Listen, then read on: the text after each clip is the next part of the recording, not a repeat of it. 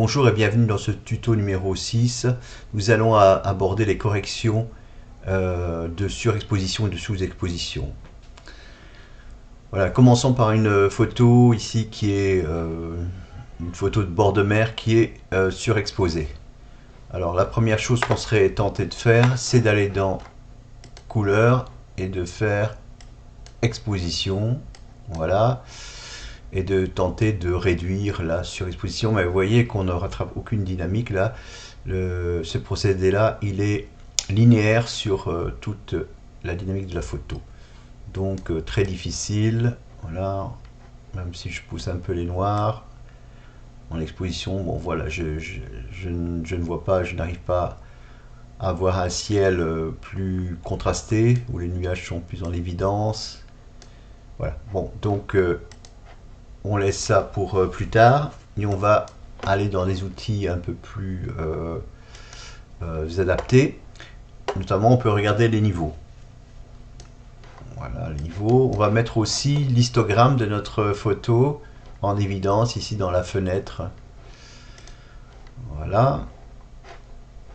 Alors pour commencer, je vais mettre l'histogramme en mode logarithmique. Donc le mode logarithmique tente à aplanir les différences entre les niveaux, les rendre un peu plus visibles, puisque ici, si on regarde dans... Voilà, ici on a très peu de signal apparemment, hein, tandis que là il y en a énormément. Le logarithmique va aplanir tout ça. Et donc voilà, donc dans le logarithmique on voit déjà ici il y a du signal, tandis que dans le linéaire, il n'y a pas de signal du tout. Donc, ce qui nous fait dire qu'il y a un signal qu'on ne voit pas et si on l'enlève, évidemment, on va enlever de la dynamique de la photo. Donc, ce qu'on fait, on se place en logarithmique et on se met au bord. Voilà. Et puis, on peut déjà valider ceci.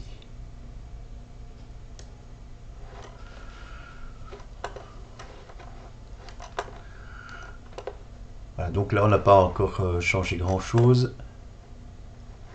D'ailleurs on va peut-être faire une chose préalable, c'est quand même dupliquer le calque pour voir au fur et à mesure. Je vais peut-être reprendre le calque original, ce sera plus réaliste. Voilà, dans lequel je n'avais fait aucune modification. Je prends le surexposé.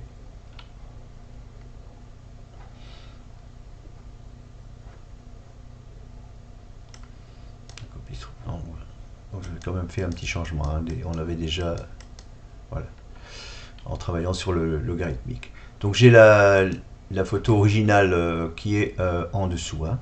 Voilà. Donc je me remets, je resélectionne bien la copie du surexposé pour ne pas travailler justement sur surexposé sans le voir. Donc toujours bien sélectionné. Et puis je repars dans couleur et je vais regarder au niveau des courbes cette fois-ci. Alors les courbes, c'est un peu plus efficace parce que ça me permet de modifier par zone.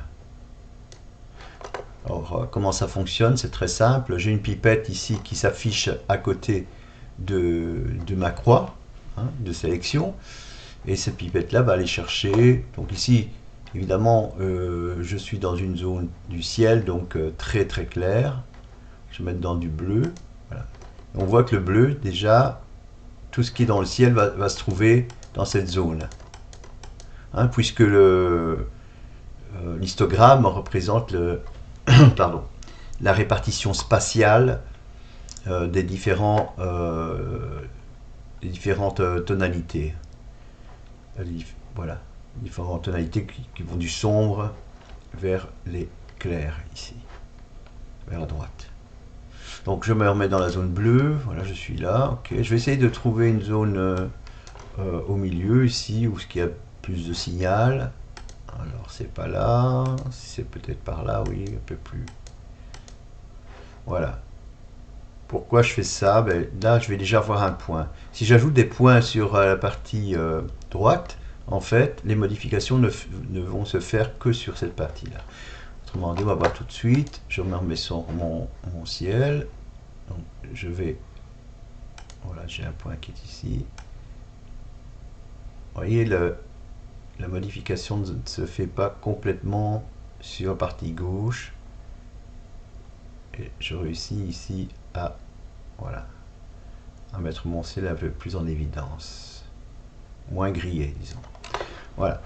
Alors je vais me mettre sur les arbres. Voilà, je suis ici. Donc qu'est-ce que je vais faire? Je vais foncer un peu. Il faut y aller doucement. Alors sur les parties, voilà, sur l'eau, là je suis au milieu. Là, voilà. Ok, sur une vague, je suis sur une vague blanche là.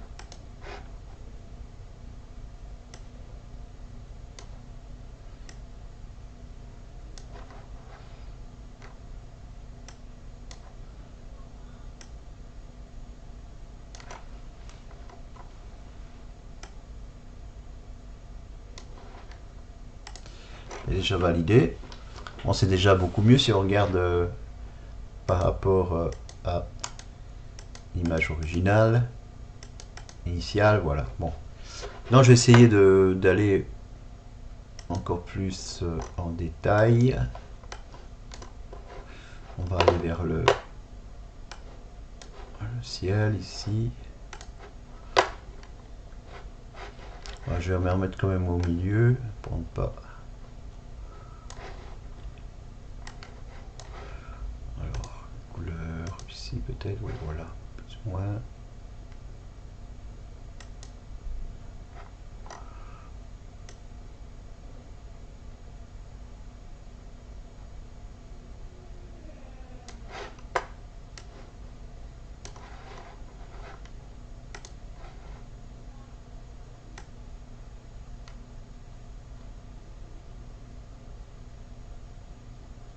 Pas exagérer non plus, voilà. Revenir sur... voilà, mon oiseau il commence à être bien visible ici.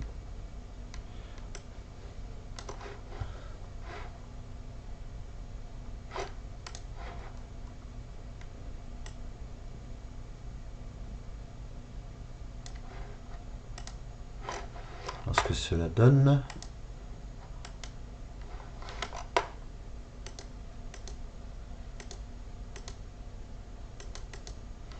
Ok, maintenant on va essayer de peut-être travailler sur la saturation parce que l'eau est très turquoise. Bon, il y a des eaux très turquoises, mais ça me semble un peu saturé en couleurs. Donc ce qu'on va faire, on va partir sur les couleurs et bouger un peu sur la saturation pour voir.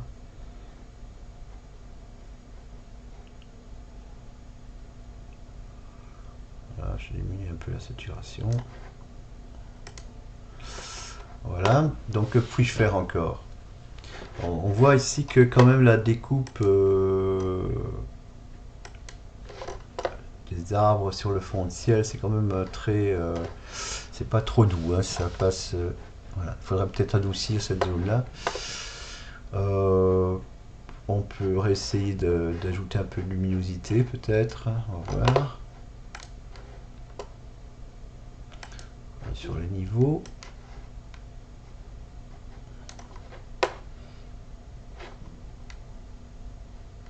On va pas enlever trop de signal.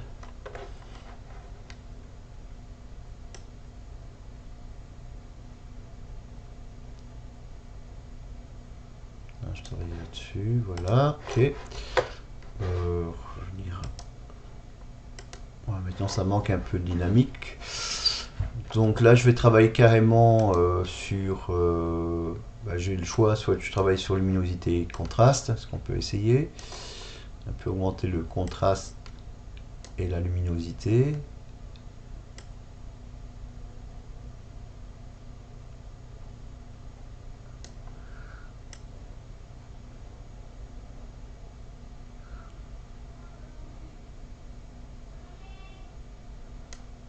Voilà. Ok. Bon, c'est toujours pas... Non, j'ai pas trop bougé là, hein, je pense pas.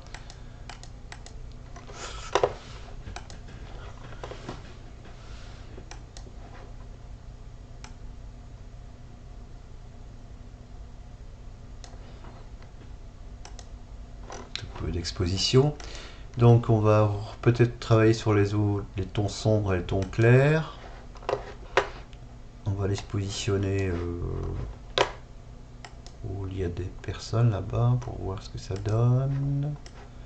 Là je suis à 100%, peut-être se mettre à 200%. Voilà.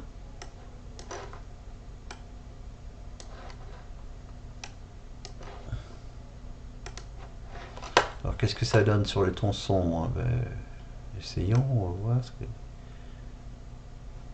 Monter les tons sombres. On voit un peu la différence, voilà. Tout ce qui est sombre ressort un peu plus.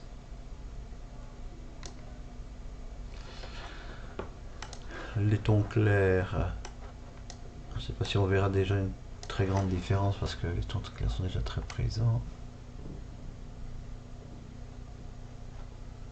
Non, donc ça va. Ok, je vais valider ceci. Retourner sur une vue plus large. Retourner encore une fois sur les courbes.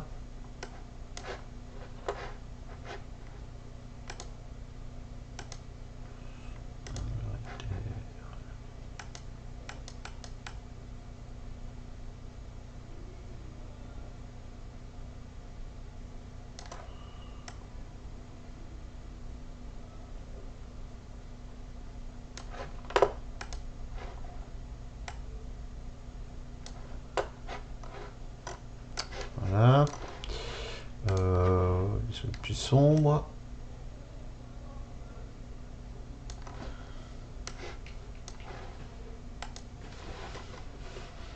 Retravailler sur le contraste.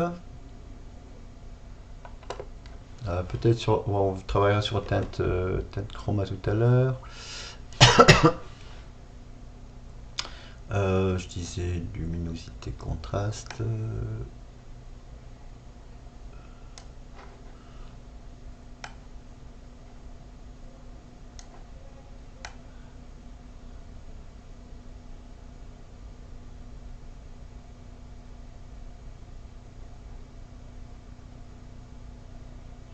Un peu plus de contraste. Je regarde la luminosité peut-être un peu aussi.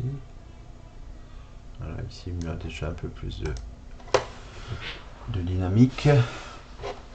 Là, ça me semble pas trop mal. Regardons par rapport à l'original ce que ça donne.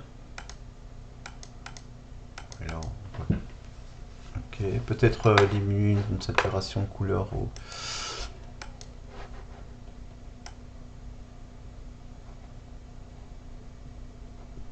Donc là, la saturation est nulle. Voilà, comme ça. Puis maintenant, on va travailler sur... la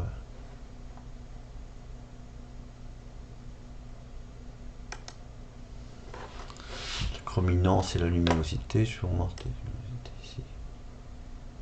Voilà. Et la chrominance, donc les couleurs. C'est un peu trop, hein. Donc doucement.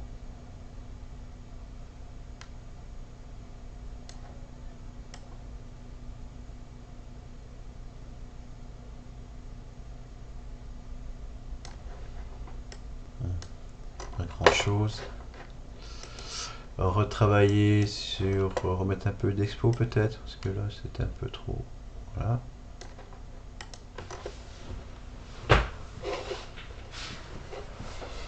Voilà, pour ma part ça me semble pas trop mal, faut pas non plus partir dans l'exagération, parce que par après on aura quelques petits soucis, voilà, ok. Ça me semble pas trop mal. Voilà, donc là je vais... je pense laisser comme ça, je vais réfléchir un peu. Alors nous pouvons toujours travailler sur sur le teinte chroma, teinte saturation. On va voir si en modifiant légèrement le bleu, on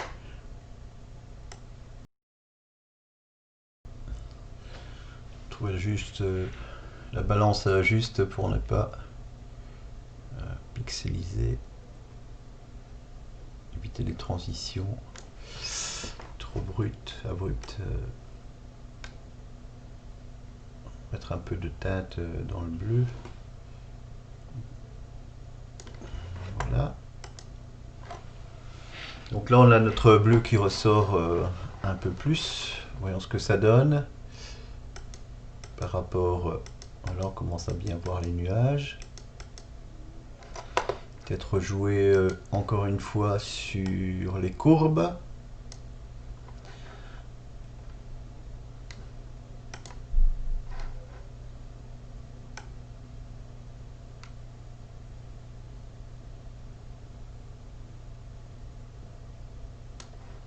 Voilà, donc on va zoomer sur les zones pour voir s'il n'y a pas trop de saturation par-ci par-là. Ouais, là au niveau de la pointe des arbres, c'est pas trop joli.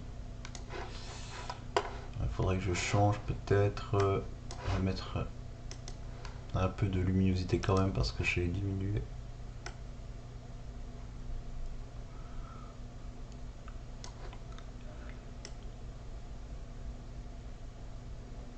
Je pense que comme ça, bon, on est arrivé à plus ou moins ce qu'on peut obtenir de mieux. Quoique ça peut encore se travailler, hein, mais bon, on voit bien les détails ici, les chemins. Et peut-être ajouter encore un peu de dynamique dans cette image. La saturation, on l'a déjà fait. Les sorties peut-être ici sans toucher au niveau d'entrée. Je pense que je vais rester à ce stade pour cette photo. Alors dans cette deuxième partie, nous allons traiter une prise de vue qui est sous-exposée. Donc avec un avant-plan voilà, qu'on voit franchement sous-exposé par rapport à l'arrière-plan qui était complètement dans le soleil. Donc on va peut-être commencer par regarder les niveaux. Donc en lumière, oui, on a la courbe quasi collée là sur la gauche, donc indiquant les zones de pixels plus sombres qui sont ici. Voilà, dans les arbres aussi quelques zones. Donc bon, je pense pas qu'il y ait grand chose à faire, peut-être travailler ici déjà pour enlever quelques détails dans les clairs. Donc là j'illumine l'ensemble.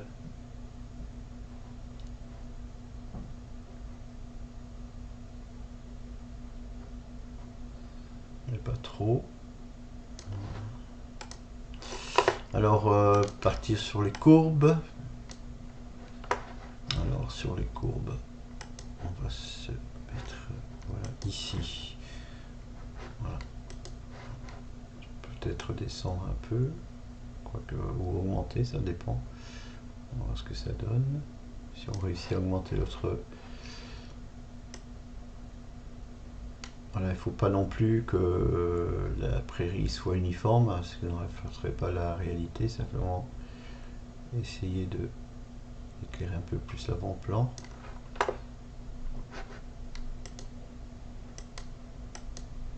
Là, on voit qu'on ne colle plus franchement sur la droite.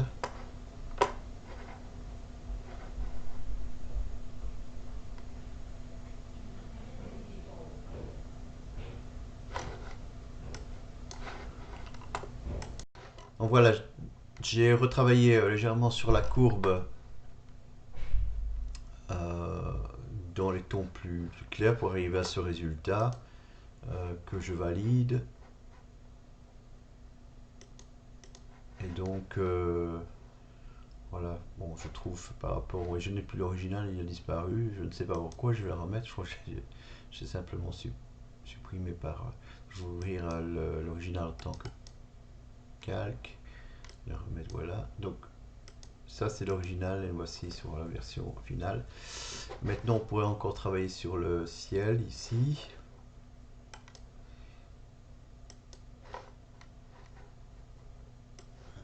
Voici, donc là oui c'est assez cramé comme on dit. Donc peut-être regarder ton clair, ton foncé dans cette zone là. Dans les zones claires, peut-être augmenter les ombres pour voir ce que ça va donner.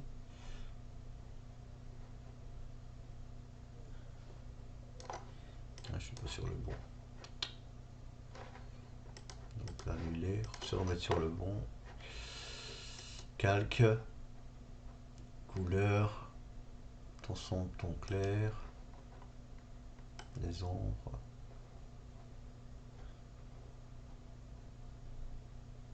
Voilà. Il y a un peu de zone claire.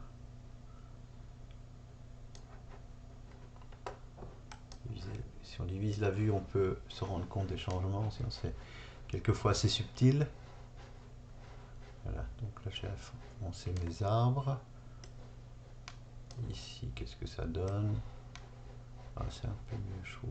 Ouais, voilà. Je trouve que ce sera un peu peut-être difficile de faire mieux.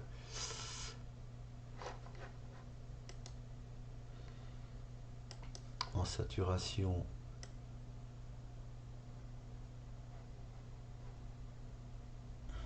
comme on est dans une zone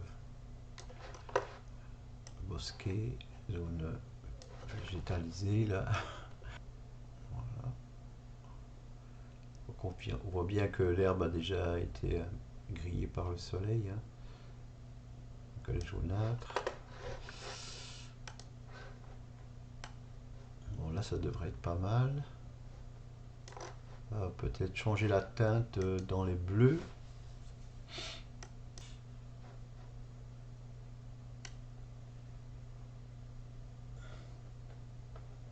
Alors, si je fais ça, je vois apparaître les zones bleues partout. Plus pâle ici.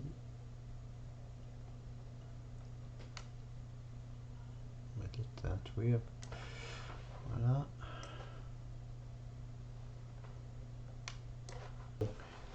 Je vais remettre tout ceci. Voilà, ben, je crois que c'est pas mal, c'est le meilleur résultat que je puisse obtenir, je pense, pour l'instant. Voir, voilà, là il n'y avait pas. Bon, nettement, on a mis en évidence quand même les zones ici qui réapparaissent, visibles sur la gauche. Où il n'y avait pas grand chose, voilà, tout dans l'ombre. On voit bien les zones de végétation un peu plus vertes qui sont mises en évidence aussi, donc pour moi c'est pas mal. Ben voilà, merci, et puis ben, je vous invite au prochain tuto GIMP qui sera le tuto numéro 7.